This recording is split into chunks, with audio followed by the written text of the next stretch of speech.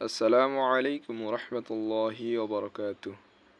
আজকে আমি আপনাদেরকে এই ভিডিওতে দেখাবো যে কিভাবে মধ্যে এওয়াজ পড়তে হয় এবং মধ্যে আরজি পড়তে হয়। মধ্যে এওয়াজ কাকে বলে এবং মধ্যে আরজি কাকে বলে, আজকে এই বিষয়ে বিস্তারিত আলোচনা করব। আমি আমার এই চ্যানেলে পূর্বভাবে ভিডিও আপলোড করে থাকি। আপনি যদি আরবি শিখতে আগ্রহী হন তাহলে আমার চ্যানেলটি সাবস্ক্রাইব করে নিচের বেল আইকনটি অন করে দিবেন এবং সঙ্গেই থাকবেন। দেরি না করে শুরু করা যাক। আর ভিডিওটি স্কিপ করে দেখবেন না, স্কিপ করে দেখলে বুঝতে পারবেন না।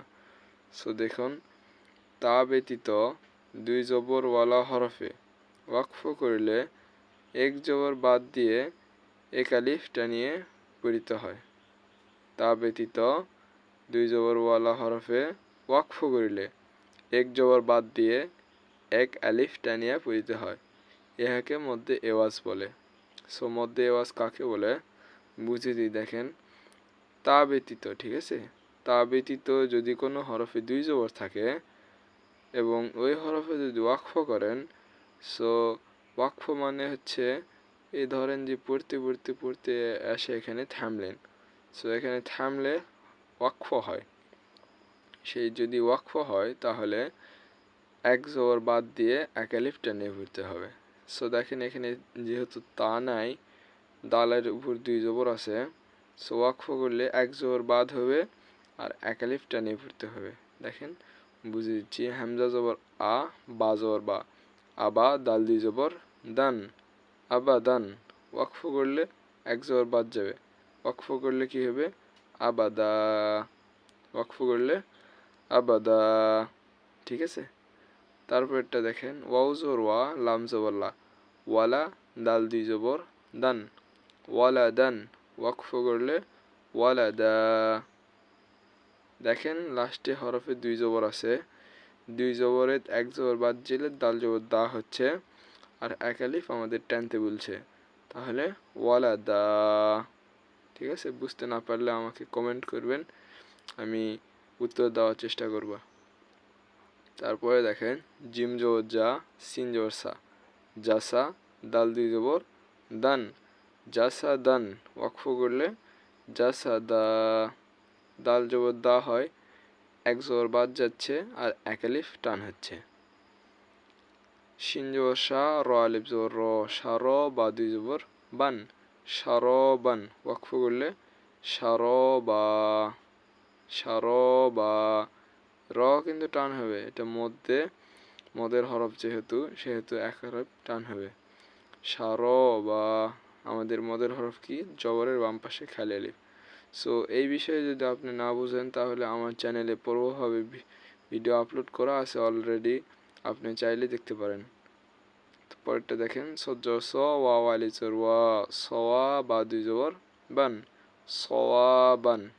ওয়াকফ করলে সওয়াবা। ওয়া টান হচ্ছে এই কারণে, এটা মদের হরফ, একই রকম। দেখেন, মদের হরফ কি এটা বলেন দেখি? জবরের বাম পাশে খালি আলিফ। এই জন্য আমরা এক আলিফ টানিচ্ছি। এর আগে আমি অলরেডি ভিডিও এগুলো বানাইছি, আপনি যদি না বুঝেন তাহলে ভিডিওটি দেখতে পারেন। সজ্জর স, ওয়া আলিফ জবর ওয়া, সওয়া, বা দুই জবর বান, সওয়াবান। ওয়াকফ করলে সওয়াবা। ঠিক আছে, এক জবর বাদ যায় আর এক আলিফ টান হয়।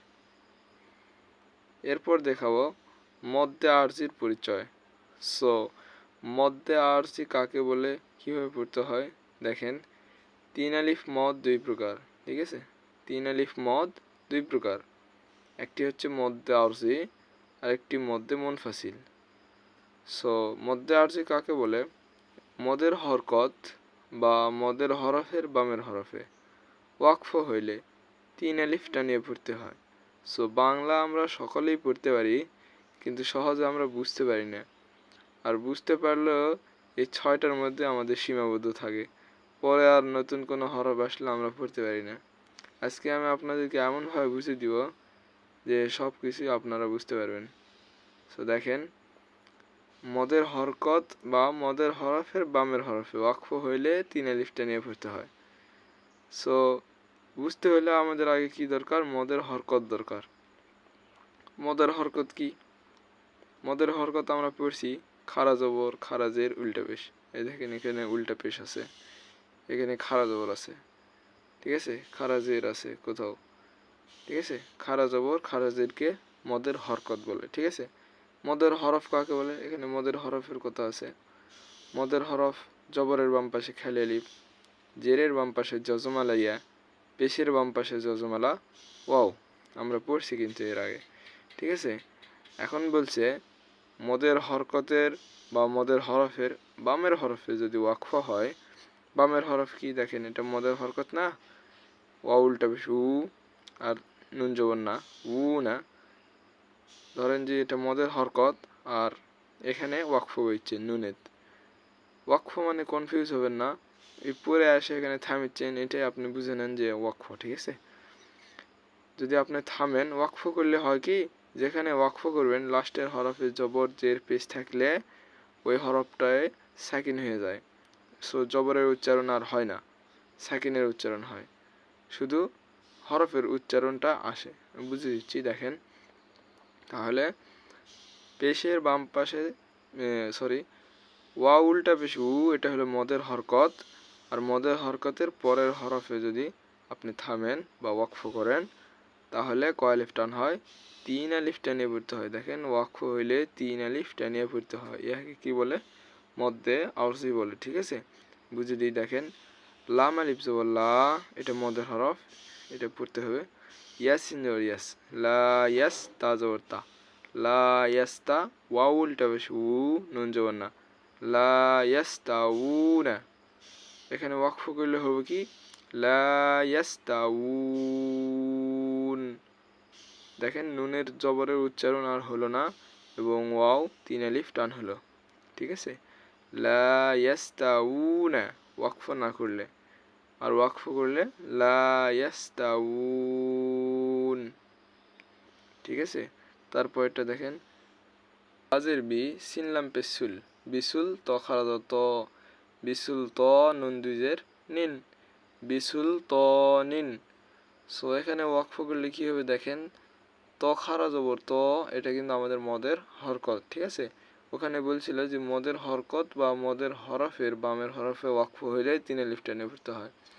বলছে যে মদের হরকত থাকলেও 3 আলিফ টান হবে ওয়াকফ করলে, মদের হরফ থাকলেও ওয়াকফ করলে 3 আলিফ টান হবে, ঠিক আছে। তাহলে এখানে ওয়াকফ করলে 3 আলিফ টান হবে।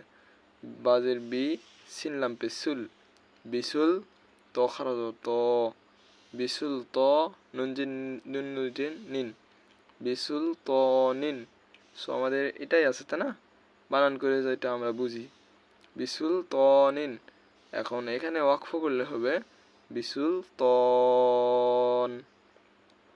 সো মদের হরকত 3 আলিফ টান হবে এখানে বলছে ওয়াকফ করলে, আর লাস্টের যে হরফটা হবে ওখানে সাকিন হয়ে যাবে।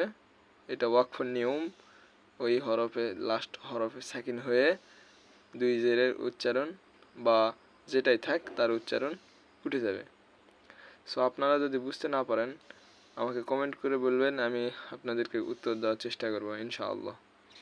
তারপরে দেখেন ইয়ালাম জবর ইয়াল, তা জবর তা, ইয়ালতা কবজের কি, ইয়ালতাকি ইয়া খারা জবর ইয়া নুন জের নি, ইয়ালতাকি ইয়ানি। সো এখানে দেখেন মদের হরকত ইয়া খারা জবর ইয়া নুন জের নি, ইয়ানি। সো ভিডিওটি স্কিপ করলে বুঝতে পারবেন না, প্রত্যেকটা বুঝেন, একটা যদি মাথার মধ্যে ঢুকে তাহলে সব বুঝতে পারবেন, ঠিক আছে। আর না বুঝতে পারলে আমাকে কমেন্ট করে বলবেন। ইয়ালাম জবর ইয়াল, তা জবর তা, ইয়ালতা কবজের কি, ইয়ালতাকি ইয়া খারা জবর ইয়া নুন জের নি, ইয়ালতাকিয়ানি। সো ওয়াকফ করলে নি কাটা যাবে, নুনের উপর তখন জজম হয়ে যাবে, শুধু নুনের উচ্চারণ লাস্টে আসবে। আর ইয়া কয় আলিফ টান হবে বলেন দেখি? 3 আলিফ টান হবে, ঠিক আছে। ইয়ালতাকিয়ান, এটা ওয়াকফ করলে ইয়ালতাকিয়ান বলছে এখানে 3 আলিফ টান হবে, ওয়াকফ হইলে কিন্তু 3 আলিফ টান হবে, ঠিক আছে। এটা আমাদের মনে রাখতে হবে। সো এগুলো কায়দা আমাদেরকে মুখস্থ রাখতে হবে, বিশেষ করে বাংলা যদি মুখস্থ রাখি তাহলে এখন না বুঝলেও যখন রিভাইজের সময় আসবে তখন বুঝতে হবে, ঠিক আছে, একাই বুঝতে পারবেন। খ খারা জবর খ, লাম জেলি খলি দালিয়া যে দি নুন জবর না খলিদিন। এখন বলেছেন এখানেও তো মদের হরকত আছে, তাই না? কিন্তু এই মদের হরকতের পরে তো আমরা ওয়াকফ করেছি না, আমাদের দেখেন এখানে বলছে কিন্তু মদের হরফের বামের হরফে ওয়াকফ হইলেও তিন আলিফ টান হয়। এই দেখেন এখানে কিন্তু মদের হরফ আছে, তাই না? জেরের বাম পাশে যজমালা ইয়া, এটা কিন্তু মদের হরফ। সো এই রিলেটেড ভিডিও আমি অলরেডি আপলোড করেছি, আপনারা চাইলে দেখতে পারেন। খ খারাদর খ লাম জিল্লি খলি দালিয়া যে দি নুন জবর না খলিদিনা, ঠিক আছে? এটা কিন্তু এক আলিফ টান হচ্ছে খলিদিনা, আর ওয়াকফ করলে কিন্তু আমাদের তিন আলিফ টান হবে এবং নুনের জবর মুছে যাবে আর এখানে সাকিন হয়ে যাবে নুনের। খলিদিন, বুঝতে পারছেন? আইন খারাদ আ বাজির বি আবি দাল ওয়াও পেশ দু নুন জবর না আবিদুনা, এখানে কিন্তু পেশের বাম পাশে যজমেলা ওয়াও মদের হরফ, আর মদের হরফের পরেই যদি আমাদের ওয়াকফ হয় তাহলে কিন্তু তিন আলিফ টান হয়। আর এটা কিন্তু মদের হরকত, এরপরেও যদি ওয়াকফ হয় তাহলে কিন্তু তিন আলিফ টান হবে। সো এখানে ওয়াকফ হওয়ার মতো আমাদের কিছু নাই, যেহেতু এটা একটা শব্দ, লাস্টে ওখানেই থামতে হবে, বাইরে এখানে থামতে পারবেন না। সো আইন খারা জবর আ, এটা খারা জবরের উচ্চারণ করতে হবে, এক আলিফ টানতে হবে। আ বাজিবি আবি দাল ওয়াও পেশ দু নুন জবর না আবিদুনা, ঠিক আছে? ওয়াকফ করলে আবিদুন। সো ভিডিওটি আমি আর বাড়াবো না, আর একটাই পড়া আছে দেখেন। ওয়াল আমজর ওয়াল হামজা কাবজের ইক ওয়াল ইক র আলিফ জবর র ওয়াল ইক র মিম জিমি ওয়াল ইক র মি। সো এটা মদের হরফ। সো মদের হরফ হইলে আমরা জানি এক আলিফ টান হয়, এবং মদের হরফের পরের হরফে যদি ওয়াকফ করি তাহলে আমাদের তিন আলিফ টান হয়, ঠিক আছে? ওয়াল আমজর ওয়াল হামজা কাবজে ইক ওয়াল ইক র আলিফ জবর র মিম জিমি ওয়াল ইক র মি, আর ওয়াকফ করলে হবে ওয়াল ইক রম। সো আজকে এ পর্যন্তই, দেখা হবে পরের ভিডিওতে। আর আমার এই ভিডিওটি যদি আপনাদের ভালো লেগে থাকে তাহলে একটি লাইক করবেন এবং সাবস্ক্রাইব করে আমার সঙ্গে থাকবেন। ধন্যবাদ।